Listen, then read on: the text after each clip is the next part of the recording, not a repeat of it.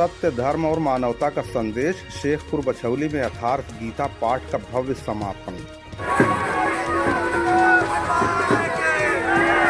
लालगंज तहसील क्षेत्र के शेखपुर बछौली ग्राम स्थित ठाकुर वासुदेव सिंह इंटर कॉलेज के प्रबंधक इंद्रभान सिंह सोनू के आवास पर आयोजित यथार्थ गीता पाठ के समापन अवसर पर एक भव्य कार्यक्रम का आयोजन किया गया।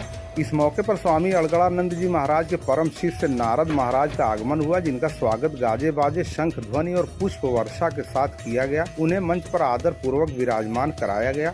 अपने ओजस्वी प्रवचन में नारद जी महाराज ने कहा कि सत्य ही शाश्वत है। जहां सत्य, धर्म और मानवता होती है वहीं कल्याण होता है। उन्होंने बताया कि ईश्वर सदैव सत्य के साथ रहता है और सत्पुरुषों के सानिध्य में रहने से ही जीवन का कल्याण संभव होता है। महाभारत में भगवान श्री कृष्ण द्वारा अर्जुन को दिए गए उपदेशों का उदाहरण देते हुए नारद महाराज ने कहा कि यथार्थ गीता का अध्ययन करने से समस्त ज्ञान प्राप्त होता है। उन्होंने बताया कि भगवान श्री कृष्ण के उपदेशों से ही अर्जुन की विजय, मानवता की विजय और धर्म की विजय संभव हुई।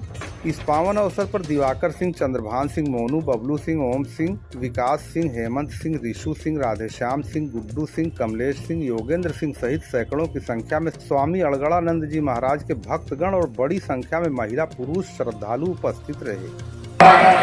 केवल श्रद्धा का, हम जब शबोर से मन को एकाग्र करके श्रद्धा से समर्पित होकर के लगते हैं तो प्रभु सब कुछ स्वीकार करते हैं, फल का विधान भी बनाते हैं।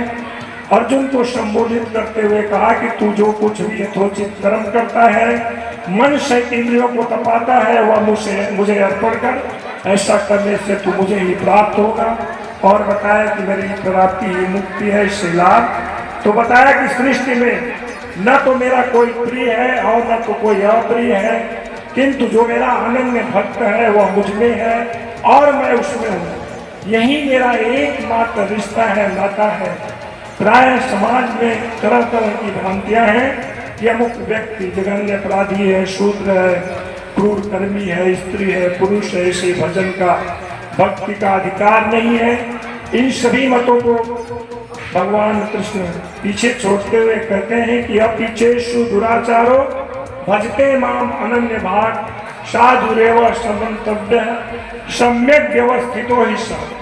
चाहे अत्यंत दुराचारी ही क्यों न हो, यदि वह मेरे सिवाय अन्य किसी दूसरे को न भजता हुआ निरंतर मुझे भजता है तो वह साधु ही मानने योग्य है। हुआ नहीं है किंतु उसके हो जाने में कोई संदेह नहीं है, क्योंकि वह दृढ़ निश्चय से लगा है। अतः भजन का, भक्ति का अधिकार मानव मात्र के लिए है, क्योंकि मनुष्य ही यथार्थ निश्चय वाला होता है। अन्य जितनी भी योनियां हैं सब एकमात्र भोग भोगने के लिए है। मनुष्य योनि एक ऐसी योनि है, भगवान कृष्ण कहते हैं कर्माणि बंधिन मनुष्य लोके। मनुष्य जैसा कर्म करता है उस तरह का बंधन उसके लिए तैयार हो जाता है। इसलिए भगवान कृष्ण का कथन है कि मनुष्य को चाहिए कि वह सत्य कर्म करे, भलाई करे, अपने आत्मा को अधोगति में न जाने देवे। क्योंकि जिस पुरुष के द्वारा मन सहित इंद्रिय जीत ली गई है उसके लिए उसी का आत्मा मित्र है, मित्रता के रूप में बरतता है, परम कल्याण कारक होता है। और जिस पुरुष के द्वारा मन सहित इंद्रिय नहीं जीती हुई हैं उसके लिए उसी का आत्मा शत्रु है, शत्रुता के रूप में बरतता है, अधम योनियों का कारण बनता है। इसलिए इन सब से बचने का मार्ग हमें ऐसे महापुरुष ही प्रदान कर सकते हैं जो स्वयं अपना कल्याण कर चुके हैं, कल्याण स्वरूप में स्थित हैं। वे ही हमारे मार्गदर्शक बन सकते हैं।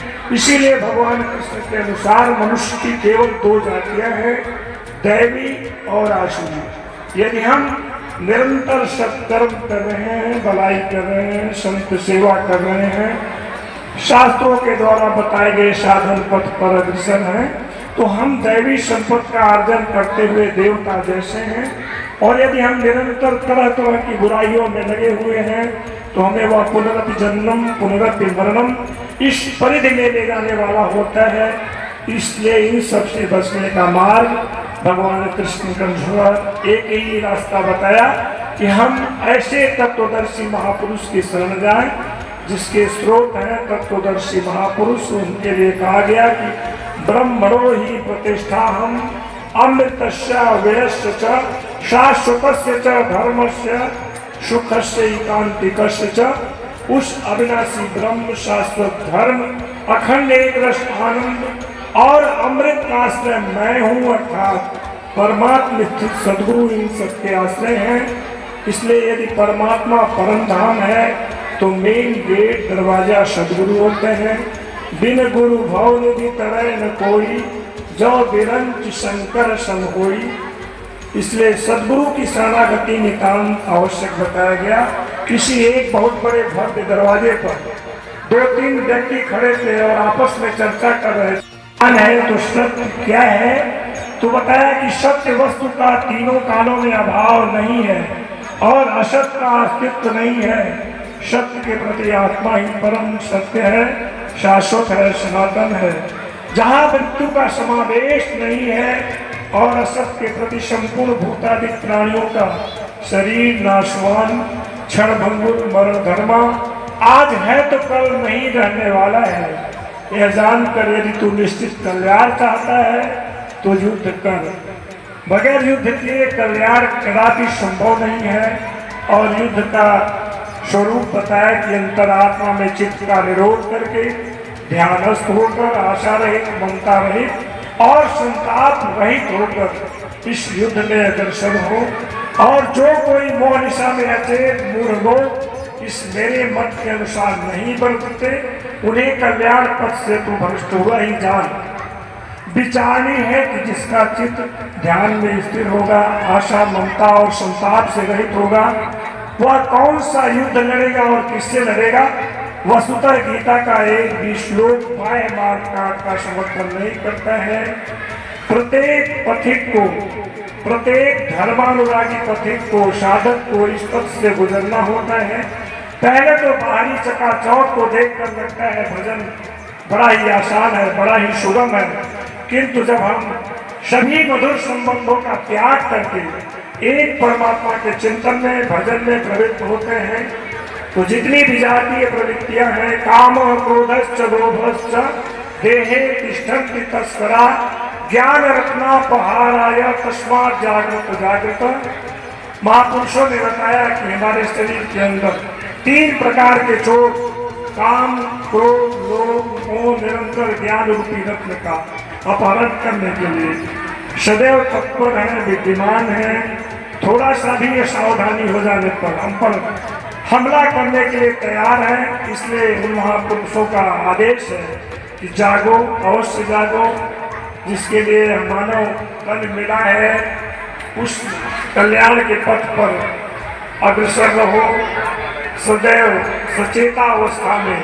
ऐसे जो तत्वदर्शी महापुरुष हैं, सदगुरु हैं, उनका शरणागति अपनाओ और उनके द्वारा बताए गए साधन पथ पर चल करके ही हम इन शत्रुओं पर विजय प्राप्त कर सकते हैं। क्योंकि बधे बधाए 2-4 नियमों का पालन आसान है, वस्त्र बदलना आसान है, किंतु सर्वतो भावेन उन प्रभु के प्रति समर्पित होना आसान नहीं है। यह लोहे के चले चबाने के समान है। इस पर हम तभी विजय हासिल कर सकते हैं जबकि हमारे ऊपर उन सदगुरु की कृपा हो, उनका छत्र छाया हो, उनका बरदस्त हो। भगवान कृष्ण अर्जुन को अपना ऐश्वर्य, विभूति सब कुछ दिखाने लगे, किंतु अर्जुन आंखें मलता रहा, उसे कुछ भी नहीं दिख रहा था। जब सबों से मन को एकाग्र करके समर्पण के साथ उन प्रभु के प्रति समर्पित हुआ कि भगवान योगक्षेमा वहां सही क्या है, गलत क्या है, इसकी हमें जानकारी नहीं है। जब सब कुछ उन प्रभु के प्रति समर्पित होकर के उनके ऊपर छोड़ दिया तो उसे सब कुछ दिखाई देने लगा और भगवान के ऐश्वर्य विभूत को देखकर वह नतमस्तक हो गया। और गीता के समापन पर वह निवेदन करता है कि भगवान नष्टो मोह स्मृति लब्ध्वा त्वत्प्रसादात् मयाच्युतः स्थितोऽस्मि तत् संदेह करिष्ये वचनं तव। कि मेरा अज्ञान से उत्पन्न मोह नष्ट हो गया है, मैं इस स्मृति को प्राप्त हो गया हूँ, आपके आदेश का अक्षरशः पालन करूँगा। तो केवल ये अर्जुन के ही प्रश्न नहीं है, प्रत्येक साधक के अंतराल में प्रश्न उठता है, शंका उत्पन्न होता है। किंतु जब हम किसी ऐसे तत्वदर्शी महापुरुष का शरण सानिध्य अपना लेते हैं, टूटी फूटी सेवा में संलग्न हो जाते हैं, तो वही साधन पथ जो कठिन लगता है बहुत ही सुगम हो जाता है, आसान हो जाता है। गुरु ग्रह पढ़न गए रघुराई, अल्पकाल विद्या सरे आई। सद्गुरुओं की कुल की विद्या को हासिल करने के लिए हमें कोई बाह्य आडंबर की आवश्यकता नहीं है। केवल हम सबोर से मन को एकाग्र करें, श्रद्धा से पूरित होकर के जब हम लगते हैं तो वही साधन क्रम जो कठिन रहता है वह बहुत ही सुगम हो जाता है, आसान हो जाता है। और भगवान कृष्ण ने गीता में बताया है कि मेरे पूजन का, भक्ति का विधान बहुत ही सुगम है। पत्रम पुष्पम फलम तोयम यो मे भक्त्या तुमिच्छति तदहम भक्ति प्रयत्नामि प्रयतात्मना। भक्ति का शुभारंभ यही से होता है कि हमारे पास जो कुछ भी हो, पत्र पुष्प जल फल, हम भक्ति भावना से, श्रद्धा से उन प्रभु को अर्पित करें।